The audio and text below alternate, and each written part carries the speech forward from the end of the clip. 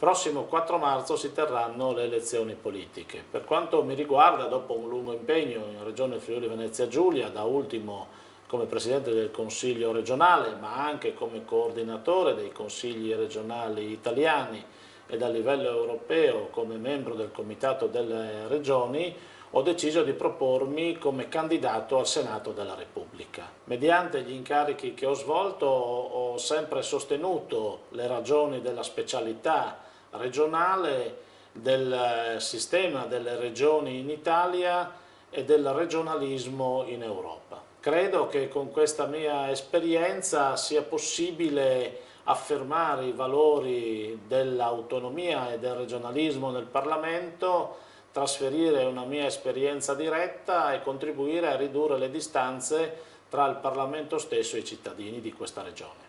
Per votarmi è sufficiente mettere una croce sul simbolo del Partito Democratico.